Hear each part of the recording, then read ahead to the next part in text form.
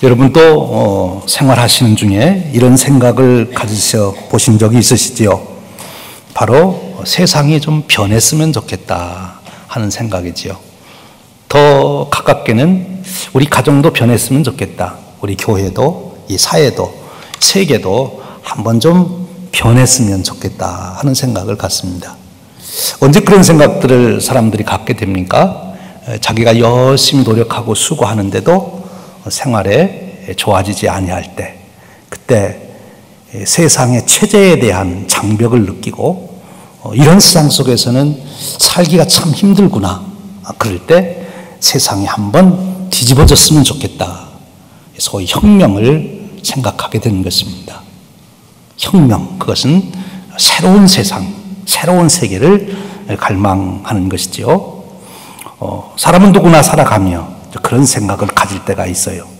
그리고 그 세상이 바뀌기를 적극적으로 추진하고 또 참여하는 사람들, 혁명이죠.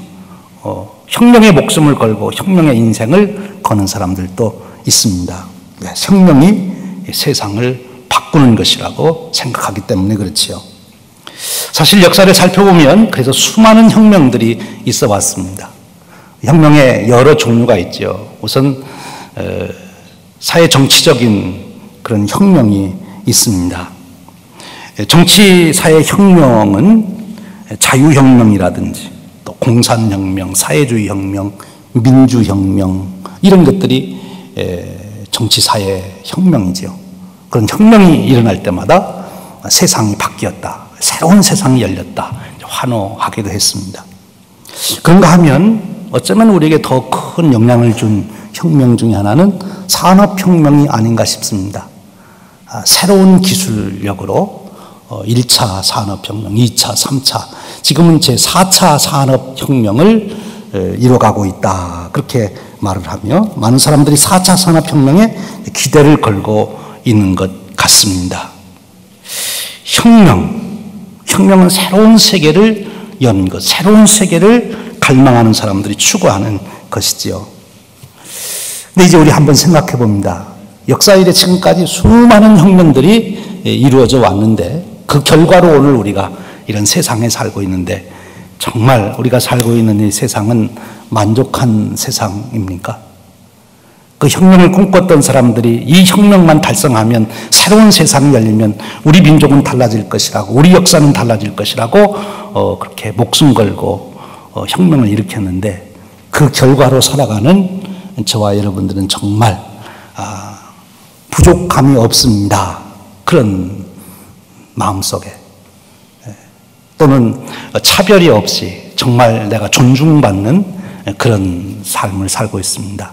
더 이상 세상 안 바뀌어도 좋겠습니다. 그런 마음이십니까? 여전히 그 수많은 혁명을 거쳐서 온 이 시대에 살고 사는 사람들도 세상이 좀 바뀌었으면 좋겠다 하는 생각을 갖고 있다는 거예요. 그래서 또 다른 혁명을 기대하고 꿈꾸고 있다고 하는 거지요. 왜 그렇게 수많은 혁명을 겪으면서도 우리에게는 진정한 만족이 주어지지 아니할까? 그 이유는 간단합니다. 진정한 혁명이 일어나지 아니했기 때문이라는 것이죠. 물론 지금까지 이런 수많은 혁명들의 가치를 우리가 간과하거나 과소평가하는 것은 아닙니다. 그러나 그런 정치사회혁명이나 산업혁명이나 이런 혁명들이 결코 우리가 만족한 그런 세상을 열지 못한다는 것이죠. 그럼 어떻게 해야 정말 우리 인간이 만족할 수 있는 그런 세상을 열을 수 있는가? 성경은 우리에게 말씀합니다. 그것은 하나님 나라가 와야 한다 하는 것입니다. 그 질문에 대한 답을 오늘 우리가 읽은 성경 말씀에서 주시고 있는 것이죠. 오늘 성경 말씀 중에 바로 진정한 혁명, 정말 세상을 바꿀 수 있는 혁명이 무엇인가, 어떻게 그런 혁명을 이룰 수 있는가 하는 그 답을 주시고 있습니다. 오늘 우리가 읽은 성경 말씀 특별히 요한복음 13장 34절 35절에 말씀합니다. 새 계명을 너희에게 주노니 서로 사랑하라. 내가 너희를 사랑한 것 같이 너희도 사랑하라. 너희가 서로 사랑하면 이로써 모든 사람 너희가 내 제자인 줄 알리라. 여기 진정한 혁명이 무엇인지, 어떻게 그 혁명을 이룰 수 있는 것인지, 세상을 바꾸는 힘이 무엇인지 그 답을 주시고 있는 것입니다. 오늘 읽은 이 말씀에는 중요한 단어가 세 가지가 나옵니다. 하나는 새 계명이라는 말입니다. 두 번째로는 사랑이라는 말입니다. 그리고 세 번째로는 제자라는 말입니다. 이 세 단어가 가지고 있는 그 뜻이, 그것이 바로 진정한 혁명, 진정한 세상을 바꾸는 역사를 이루는 힘이 된다고 말씀하고 있는 것입니다. 먼저 새 계명을 우리가 생각합니다. 여러분, 세상을 바꾼다, 혁명을 한다는 것이 무슨 뜻입니까? 혁명을 한다는 것은 법칙을 바꾼다는 것입니다. 체제를 바꾼다는 것은 새로운 법을 받아들이고 새로운 법을 적용하며 살겠다고 하는 것, 그것이 혁명입니다. 사람만 바꾸는 것은 혁명이 아닙니다. 자유주의의 혁명을 한다는 것은 자유사상을 최상의 정치사회적 가치로 삼는 그런 법을 받아들이고 적용하며 살겠다는 것이고, 사회주의 혁명을 한다는 것은 생산수단의 사적 소유와 소유 관리를 반대하고 공동체적 최대 다수의 행복을 실현하겠다, 그런 가치를 가지고 그 법을 적용하는 거죠. 민주주의는 무엇입니까? 국가의 주권이 국민에게 있다, 그런 법을 받아들이고 그런 법을 적용해서 살겠다, 그것이 민주주의 혁명이에요. 즉 법을 바꾸는 것이 혁명의 실체다 하는 것입니다. 법을 바꿔야 세상이 바뀌는 거예요. 산업혁명도 그렇습니다. 지금까지 알고 있던 기술 법칙을 새로운 기술 법칙으로 산업에 적용하면 산업혁명이 일어나는 것입니다. 법을 바꾸는 것이 진정한 혁명이에요. 법을 바꿔야 돼요. 그래서 오늘 주님은 우리에게 말씀하시기를 새 법을 너에게 준다, 새 계명을 준다 라고 말씀하시는 거예요. 새 법을 받아들이고 새 법을 적용하지 아니하면 진정한 혁명은 일어나지 않는 것입니다. 세상은 바뀌지 않는 것이다 하는 거지요. 새 법을 받아들인다, 새 법칙을 내 삶에 적용한다 하는 말을 성경에서는 다른 용어로 설명하면 그것을 회개라고 말합니다. 회개한다는 것이 무엇입니까? 지금까지 내가 살던 방식을 버리고 새로운 방식으로 살겠습니다 하는 거예요. 새 법을 가지고 살겠습니다. 지금까지는 내 맘대로 살던 사람이 이제 하나님의 법을 가지고 살겠습니다. 그래서 하나님의 법대로 살려고 돌이키는 것, 그것이 회개예요. 자기 살아가는 법을 바꾸지 않는 사람은 회개가 안 된 것입니다.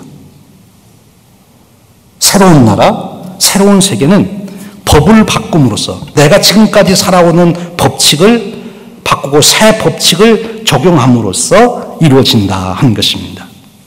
그래서 주님은 새 계명을 너에게 준다, 새 법칙을 준다, 이 새 법칙을 받아들여라, 그것입니다.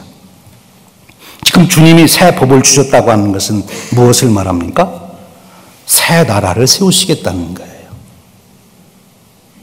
근본적인 법의 변화는 새로운 세계를 여는 것, 새 나라를 세우는 것을 말합니다.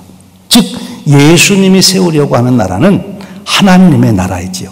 하나님이, 예수님이 주신 새 계명은 하나님이 주신 계명이요, 예수님이 증명하고 선포한 계명입니다. 그 새 계명으로 주님이 세우시려는 나라는 어떤 나라냐? 하나님 나라라는 것입니다.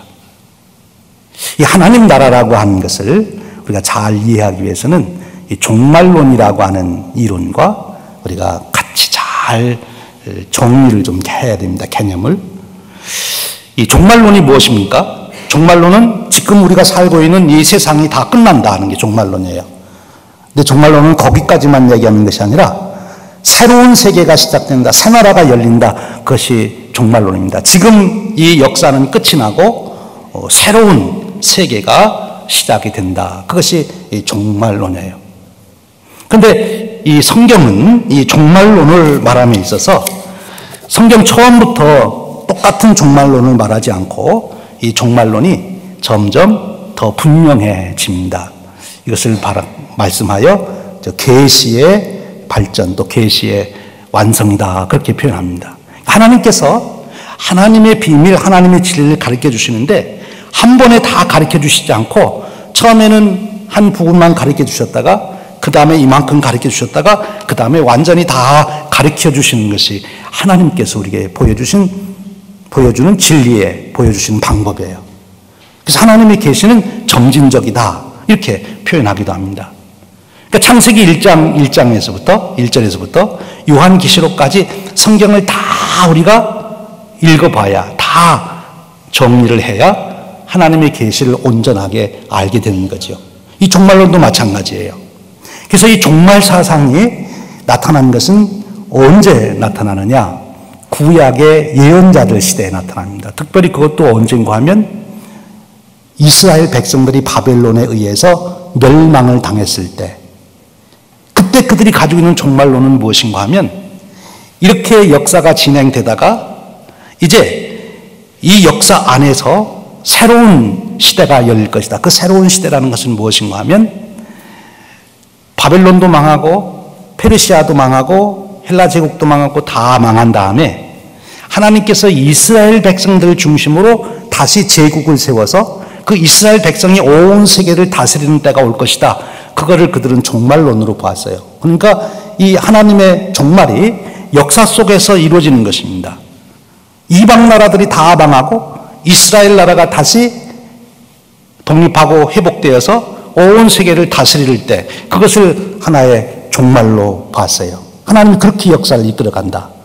그런데 그 다음 나오는 종말론은 다니엘서라든지 그 이사야서에 나오는 묵시문학의 배경을 두고 있는 예언자들의 말씀이에요. 거기 보면 무슨 말씀이 나옵니까? 인자가 와서 이 세상을 심판하고 그리고 완전히 새로운 세계를 열겠다는 거죠. 이 역사 속에서 하나님 나라가 이루어지는 것이 아니라 이제 모든 것이 다 망하고 하늘도 없어지고 땅도 없어지고 바다도 없어지고 그리고 이스라엘 나라도 다 망하고 모든 것이 다 끝난 다음에 하나님의 나라가 다시 신천신지가 열릴 것이다. 그것이 종말론이에요. 그것이 묵시문학에 나타나는 종말론이에요. 그렇게 하나님 나라는 이루어진다는 거죠. 그것을 그들은 기다렸어요. 그런데 이제 신약이 오면 그 종말론이 더 분명해집니다. 예수님이 오심으로써 비로소 계시의 완성이 이루어지는 거죠. 여러분 구약의 모든 말씀은 예수님을 통해서 완성이 되는 거예요. 구약의 말씀만 가지고서는 온전하게 알 수가 없고 예수님을 통해서 예수님의 말씀을 통해서 비로소 모든 것이 종결이 되고 완성이 되는 겁니다. 그러니까 이 종말론도 예수님에게 오셔서 완전하게 이 종말이라는 것이 무언가 하는 것을 말씀해 주시는 거예요. 이제 구약의 예언자들 때까지 이스라엘이 멸망했을 그 당시까지는 다시 이스라엘이 회복돼 하나님의 백성들이 나라를 세우고 세계를 다스리는 그런 종말론을 생각했다면 묵시문학에서는 다니엘서와 같은 데서는 인자가 구름을 타고 내려와서 세상을 다 심판하고 다시 새로운 하늘과 땅을 만들어서 하나님의 나라를 이루어갈 것이다. 그런 말씀을 했는데 그래서 그것은 현 역사가 끝난 후에 이루어지는 새로운 신천신지를 말했어요. 그런데 예수님이 오셔서 하시는 종말론은 무엇인가 하면 지금 이 역사가 진행되고 있는 이 속에 앞으로 이루어질 하나님의 나라가 미리 들어와 있다 하는 것입니다.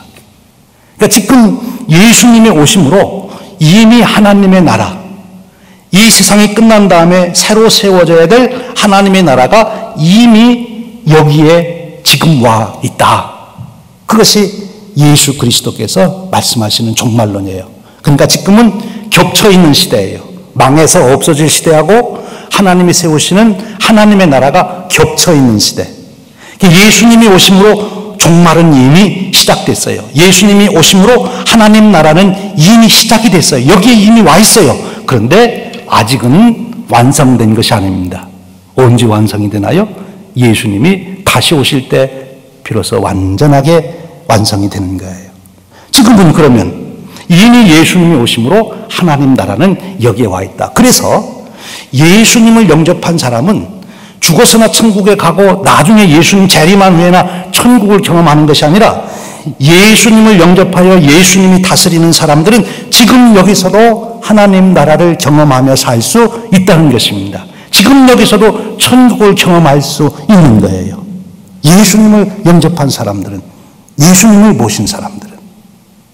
그러면 다시 오늘 본문으로 돌아가서 해석합니다.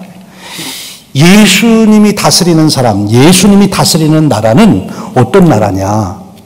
예수님의 법을 가지고 다스리는 나라예요. 다시 말하면 새 계명.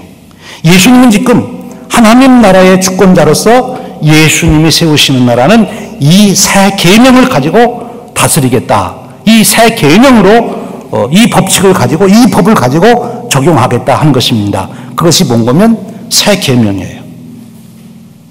그래서 예수님을 영접했다고 하는 것은 곧 예수님의 법을 내가 받아들였다는 것이고, 예수님의 법을 내가 받아들이면 거기에는 하나님 나라의 시작이 된 거예요. 하나님 나라를 경험하는 것입니다. 천국은, 하나님 나라는 우리가 죽은 후에 가는 것이거나 아니면 언젠가 이 지구가 다 멸망하고 예수님 재림할 때만 이루어지는 것이 아니라 이미 예수님을 영접하고 예수님의 법을 받아들인 사람에게는 지금 여기서도 그 나라를 경험할 수 있다. 그것이 우리 주님께서 말씀하시는 종말론이에요. 지금은 종말의 시대에 우리가 살아가고 있는 것입니다. 이제 그것이 완성될 때가 또 다가오는 거죠. 이제 주님은 말씀하십니다. 이제 너희들이 내 계명, 새 계명을 너희들이 주는데 이 법칙을 너희들의 삶에 받아들이고 적용해라. 그러면 너희들 안에 너희들이 하나님 나라의 축복을 누리며 살게 될 것이다. 그 말씀을 해주시는 거예요. 여러분 어떻습니까? 하나님 나라의 축복을 누리며 우리가 살아야 되지 않겠습니까? 그 축복을 누려야지요. 그러시면서 주신 새 계명이 뭐냐? 새 계명은 사랑하라는 것입니다. 그런데 그냥 사랑이 아니에요. 서로 사랑입니다. 우리 한번 따라서 해보십시다. 서로 사랑. 예, 유치원 아이들한테 하는 얘기를 여러분들께 드려서 죄송합니다. 예, 어느 분이 그러세요. 목사님, 제발 설교하실 때 회개하라는 얘기 그만하시고, 그리고 맨날 죄인 취급해서 기분이 나쁘대요. 그러니까 그만하시고, 그 다음에는 서로 사랑하라면 우리가 애들입니까? 우리가 지금 유치원 애들입니까? 맨날 서로 사랑하라 그러십니까? 이런 얘기를 해요. 근데 여러분, 여기에 엄청난 진리가 있는 거죠. 서로 사랑. 서로 사랑이 세상을 변화시키고 하나님 나라를 세우는 법이고 법칙이에요. 서로 사랑의 법칙을 적용하지 않으면 절대로 하나님 나라를 세울 수가 없다는 것입니다. 서로 사랑.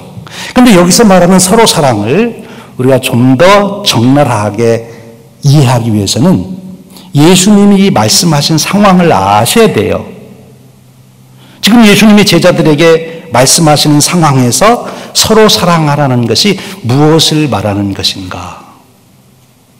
여러분, 사랑 싫어하는 사람이 있습니까? 다 사랑을 좋아합니다. 사랑에 갈급해 있습니다. 그러면서도 사랑하지 못하는 것이 우리들의 모습인 거지요. 지금 이제 예수님께서 말씀하신 그 현장으로 돌아가 봅니다. 오늘 요한복음 13장 34절 35절에 이 말씀이 있지만 이 말씀의 배경은 13장 1절에서부터 17장까지 이 말씀의 배경이 돼요. 좁게 보면은. 넓게 보면은 요한복음 전체가 되고요. 그럼 지금 이 제자들이 어떤 상황에 있습니까? 예수님이 제자들 데리고 만찬하는 자리예요. 내일이면 무슨 일이 납니까? 예수님은 십자가에 잡히셔서 죽으시는 그런 날이에요. 그러나 지금 제자들 입장에서는 그런 생각을 하고 있지 않습니다. 제자들은 지금 무슨 생각을 합니까? 내일이 되면 예수님은 왕이 되시고 이제 왕이 되셨으니까, 나라를 세우셨으니까 농공행상을 해서 제자들에게 한 자리씩 나눠줄 거라는 거예요. 그러니까 지금 이 순간이 참 중요해요. 이 밤에 어떻게 내가 예수님에게 낙점을 받아야 내가 영의정이 되든지 좌의정이 되든지 한 자리를 차지할 거 아닙니까? 베드로하고 요한이 지금 눈에 불을 켜고 서로를 바라보는 것입니다. 요한, 너 말 한마디 좀 실수를 해봐라. 그래야 예수님 너를 지켜놓고 나한테 영의정을 주지. 또 생각합니다. 어떻게 하면 내가 베드로의 약점을 예수님한테 알게 해서 예수님이 베드로를 지켜놓고 나를 영의정 자리에 앉혀주실까? 지금 서로 아주 생각이 살벌합니다. 지금 그런 순간이에요. 그런 순간. 그런 순간에 지금 서로 사랑하라 그러시는 겁니다. 그 말씀의 배경에는 누구도 있습니까? 가룟 유다도 있어요. 가룟 유다는 지금 예수님 팔아먹으려고 이미 계약하고 와서 때를 보고 있어요. 근데 예수님께서 그 가룟 유다를 두고서 서로 사랑하라 그런 말씀을 하십니다. 배신자가 나올 거예요. 배신자. 그리고 조금 후면은 예수님을 잡아가고 예수님을 십자가에 못 박는 비참한 일이 날 겁니다. 이제 좀 더 우리가 그 말씀을 읽어가 보면 무슨 사건이 생깁니까? 예수님이 잡히고 십자가에 달리기 위해서 고통을 받을 때 베드로가 따라가다가 뭐라 그럽니까? 나는 절대로 저 사람 제자가 아니라고 그럽니다. 예수님을 배반하는 일이 나올 거예요. 지금 제자들의 상황은 그런 상황입니다. 그런데 그 상황은 지금 제자들의 상황이기도 하면서 이 요한복음을 기록해서 처음 읽는 요한 공동체가 처해 있는 상황이에요. 밖으로는 네로 황제의 핍박에 의해서, 로마의 핍박에 의해서, 유대주의자들의 핍박에 의해서 언제 잡혀가서 죽을지 모르는 그런 지금 위기 속에 있으면서도 또 내부적으로는 누가 여기서 어른 노릇할 것이냐, 누가 여기서 대장 노릇할 것이냐 가지고 서로 지금 시기 질투하고 모함하고 하는 그런 상황이란 말이에요. 그런 요한 공동체를 향해서 지금 주님이 말씀하시는 거예요. 서로 사랑해라. 쉬운 일이 결코 아닌 거예요. 사랑에는 혼자 사랑이 있고 서로 사랑이 있는데 혼자 사랑으로는 절대로 하나님 나라를 못 이룬다는 거예요. 여러분 가정에서도 아내가 남편을, 남편이 아내를 지극히 사랑합니다. 남편들이 아내를 지극히 사랑합니다. 그럼 그 가정이 천국이 이루어집니까? 예, 남편은 지극히 사랑하는데 아내는 하나도 사랑 안 해요. 그러면 절대로 천국이 안 이루어져요. 남편 마음속에는 천국이 있는지 모르지만 가정에는 천국이 없어요. 아내가 남편을 지극히 사랑합니다. 그런데 남편은 아내를 사랑하지 않아요. 그러면 그 가정에 천국이 이루어집니까? 안 이루어지는 거예요. 서로 사랑해야 돼요. 우리 서로, 남편과 아내가 서로 사랑해야 거기에 하나님의 나라가 이루어진다 하는 것입니다. 서로 사랑해야 돼요. 혼자서는 안 되는 거예요. 그 사랑을 말씀하고 있는 것입니다. 예수님은 이 사랑을 얘기하면서 내가 너희를 사랑한 것 같이 라는 말씀을 또 하십니다. 그럼 그 서로 사랑한다고 할 때 도대체 구체적으로 어떻게 하는 게 사랑의 행위입니까? 이걸 묻게 되는 거죠. 예수님이 하나님의 사랑에 대해서 진짜 사랑이 무엇인지를 설명하는 일에 있어서 비유를 통해서 두 가지 얘기해 주신 것이 있어요. 하나는 누가 내 이웃입니까? 사랑을 하라고 그랬더니 누가 내 이웃입니까? 이렇게 물어볼 때 얘기해 주셨던 선한 사마리아 사람의 비유입니다. 선한 사마리아 사람이 강도 만난 사람을 보고 긍휼히 여겨서 그에게 사랑을 베풀었다 하는 얘기예요. 그 사랑에 보면 선한 사마리아 사람이 사랑을 주었고 강도 만난 사람이 사랑을 받아들였어요. 그래서 강도 만난 사람하고 선한 사마리아 사람 사이에는 하나님 나라가 이루어진 것입니다. 사랑을 주고받았기 때문에. 그런데 여러분 어떠세요? 사랑을 주는 게 더 어려우세요? 사랑을 받는 게 더 어려우세요? 안 해보셔서 모르시겠어요? 네. 줘보지도 않고 받아보시지도 않고. 예. 제가 곰곰이 생각해 보니까 처음에는 사랑을 주는 게 어려울 것 같았는데 더 생각해 보니까 사랑을 받는 게 어려울 것 같아요. 우리가 미국에 살면서 어려운 사람, 홈레스들한테 뭐 이렇게 크리스마스 때 보내고 또 지나가다가 뭐 하고 식사하라고 돈 주고 그런 사랑 우리가 베푸는 거는 뭐 예수 안 믿는 사람들도 뭐 잘하는 것 같아요. 우리가 과테말라에 뭐 물건 보내자 하는 거 다들 열심히 와서 지금 지나치게 많이 넘치도록 가져오셨는데 잘하는 것 같아요. 근데 여러분 홈레스 되신 분이 오셔가지고 오늘 여러분 보고 내가 함께 살 테니까 식사합시다. 그리고 나하고 앞으로 친구하며 지냅시다. 그러면 어때요? 여러분들 받아들이시겠습니까? 받아들이시겠어요? 네, 쉽지 않은 거예요. 사랑을 받는 것이. 사랑을 주기도 하고 받기도 해야 합니다. 그래야 천국이 하나님 나라가 임하게 되는 거예요. 선한 사마리아 사람, 강도 만난 사람, 사랑을 주고받았기 때문에 그들에게는 사랑이 일어났어요. 여러분도 잘 아시는 헬렌 켈러라고 하는 분하고 그 선생님 앤 설리반이라고 하는 분의 얘기를 알죠. 앤 설리반이라고 하는 선생님이 이 헬렌 켈러를 사랑하려고 무척 애를 쓰는데 헬렌 켈러가 사랑을 안 받아줍니다. 너무나 많은 상처를 받아서 귀 멀고 눈 멀고 말 못하고 무시당하고 학대당하고 상처가 너무 심해서 도대체 선생님이 사랑해 주는데도 열지를 안 해요.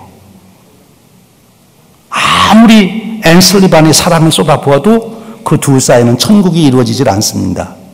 근데 어느 날 이 헬렌 켈러가 마음을 열고 그 사랑을 받아들입니다. 선생님의 사랑을 받아준 거예요. 그래서 헬렌 켈러와 앤 설리반이 서로 사랑하게 된 것입니다. 그랬더니 두 사람 사이에 천국이 이루어진 거예요. 그래서 그들은 놀라운 역사를 이루며 살아가게 됩니다. 사랑을 주고받을 때, 서로 사랑할 때 천국이 이루어지는 거예요. 여러분, 여러분의 가정에서도 아내와 남편이 서로 사랑을 주고받아야 천국이 이루어지는 줄로 믿습니다. 일방적으로는 안 되는 거예요. 부모와 자녀 간은 어떻습니까? 부모가 아무리 사랑해도 자녀가 그 사랑을 안 받아들이고 효도하지 않으면 그러면 그 가정은 천국이 이루어질 수가 없어요. 부모의 사랑을 자녀가 받아주고 자녀의 효도를 부모가 받아줄 때예요. 그러니까 여러분 사랑을 베푼다는 것만 생각하지 말고 누가 사랑을 베풀려면 얼른 받아주는 자가 돼야 되는 거예요. 그래야 천국이 이루어진다는 것입니다. 서로 사랑하라 하는 것입니다. 베드로가 그럽니다. 야, 나 야고보 사랑은 받아들이지만 요한은 내가 눈꼬셔서 내가 사랑 안 받아준다. 그러면 안 되는 거죠. 서로 사랑하는 거죠. 서로 사랑. 주님이 말씀해 주신 비유 중에도 탕자의 비유가 있어요. 아들이 나갔다 돌아옵니다. 그때 아버지가 그를 받아주는 거죠. 또 아들도 아버지의 사랑을 받아들입니다. 그래서 아버지와 아들 사이에 다시 천국에 회복되는 축복을 누리게 되는 거죠. 그것이 세상을 바꾸는 거예요. 그 사랑만이 결핍이 없는 인생을 만드는 거죠. 그 사랑만이 차별이 없는 그런 세상을 만드는 거예요. 오늘 연단이 가지고 있는 문제는 풍요 속의 결핍입니다. 수많은 사람과 살아가지만 고독하고 외롭습니다. 왜? 서로 사랑을 주고받지 않기 때문에 그런 것입니다. 주기만 하는 사랑도 왜곡된 사랑이고 받기만 하는 사랑도 왜곡된 것입니다. 서로 주고받는 사랑이래야 되는 것입니다. 그 사랑이 천국을 만드는 거예요. 주님이 또 계속 말씀하십니다. 그 사랑은 내가 너희를 사랑한 것 같이 라고 말합니다. 서로 사랑하되 어떤 사랑을 해야 되냐? 주님이 제자들을 사랑하는 것 같이. 그 사랑이 어떤 사랑이에요? 가룟 유다를 사랑한 사랑입니다. 자기를 팔아먹을 것을 알면서도 끝까지 기대하고 그가 떠날 때까지 주님은 그를 저주하지 않고 끝까지 그가 돌아오기를 기대했던, 축복했던 예수님의 마음이지요. 베드로에 대한 사랑이에요. 배신할 걸 알면서도, 아예 미리 네가 3번 나를 부인할 거라고 알면서도 베드로를 여전히 마음에 품고 있으신 예수님의 사랑인 것이지요. 아버지가 집을 나갔던 아들을 받아들인 같이 언제라도 돌아오면 넉넉하게 무조건 받아주는 마음, 그것이 주님이 보여주신 사랑입니다. 사마리아 선한 사람이 강도 만난 사람에게 다시 되돌려 받을 것 생각하지 않고 그저 주는 것으로 끝냈던 그 사랑, 그것이 주님이 보여주신 사랑입니다. 주님의 사랑의 결정체는 십자가의 사랑이죠. 우리를 위해서 다 내어주셨지만 우리에게 무엇을 받을 것을 기대하고 잊어받을 것 생각하고 안 하신 거예요. 내가 이렇게 자비선을 베풀면 이름이 나겠지, 인기가 올라가겠지, 사람들이 알아주겠지, 높여주겠지, 저 사람이 이자 붙여서 보태주겠지. 아닙니다. 내가 주는 것으로, 선한 사마리인처럼 그저 어려운 자에게 내가 돕는 것으로 끝나는 그 사랑, 그것이 주님이 보여준 사랑이고, 그리고 돌아온 아들을 받아 환영하고 기뻐하고 잔치를 베푸는 아버지의 사랑이 주님이 베드로에게 베풀어줬던 그런 사랑입니다. 그 사랑으로 피차간에 사랑할 때 거기에 하나님 나라가 이루어진다 하는 것입니다. 오늘 주님 제자들에게 바로 세상의 혁명은 사랑으로 하는 것이야. 사랑이 능력이야. 사랑이 새로운 나라를 만드는 것이야 라고 말씀하는 것입니다. 그런데 그 사랑을 우리가 어떻게 가질 수 있습니까? 오늘 성경에 보니까 제자라는 말이 있습니다. 즉, 그 사랑은 내 스스로 만들 수 있는 사랑이 아니라는 거예요. 그 사랑은 내가 예수님으로부터 그 사랑을 내가 받을 때, 예수님의 사랑을 받아들일 때, 예수님의 사랑에 내가 감격할 때 내 속에서 솟아나는 샘물과 같은 사랑이라는 것입니다. 그래서 예수님의 그 구속의 은혜, 그래서 주님은 만찬을 열면서 그렇게 얘기했어요. 내가 떡을 주는데 이것은 내 살이다. 이 잔을 마시라 내 피다. 주님께서 그 주시는 그 사랑을 받으라고 말씀하십니다.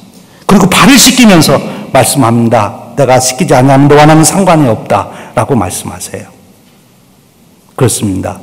주님의 사랑에 감격한 사람만이 서로 사랑할 수 있는, 용서할 수 있으며 다시 시작할 수 있으며 아낌없이 기대하지 않고 줄 수 있는 사랑이 솟아날 수 있다는 것입니다. 그래서 우리는 주님과 교제해야 합니다. 주님의 그 사랑을 먼저 받아야 합니다. 주님께서 나를 사랑하신 그 사랑이 어떤 사랑인지를 깨닫는 만큼, 그것이 강력하게 내게 경험되는 만큼 나도 그 사랑의 능력으로 우리 가정을, 우리 교회를, 내가 살아가는 이 사회를 하나님의 나라로 바꿔갈 수 있다는 것입니다. 사랑하는 여러분, 우리 힘으로는 안 됩니다. 우리 주님의 그 사랑을 깊이 받아들이시고 그 사랑을 경험하는 중에 오늘 저와 여러분의 삶 속에 끊임없이 우리와 만나는 사람과 서로 사랑하는 관계를 열어가는, 마치 앤 설리반 선생님과 헬렌 켈러가 그랬듯이 그렇게 사랑을 열어가는 그런 축복의 삶이 계속 되시기를 주님의 이름으로 축원드립니다. 기도하겠습니다. 하나님 아버지, 오늘 저희들을 부르셔서 참된 하나님의 나라의 축복은 바로 사랑의 법칙을 사용할 때만이, 그 법칙을 적용할 때만이 진정으로 이루어짐을 일깨워 주시니 감사합니다. 저희들에게 주님의 사랑에 충만히 젖어들게 하시고 주님의 사랑에 감격하게 해주셔서 우리 속에서 그 사랑이 샘물처럼 솟아날 수 있도록 축복해 주시길 원합니다. 그래서 우리의 가정에서도, 우리 교회에서도, 이웃과의 관계에서도, 이 시대 속에서도 하나님 나라를 여기에 세워가는 우리 모두가 되도록 축복하여 주시옵소서. 하나님 나라를 점점 더 넓혀가게 하시고 점점 더 확장하여 가는 저희들이 되도록 축복해 주시옵소서. 우리 주님 예수 그리스도의 이름으로 기도하옵나이다. 아멘.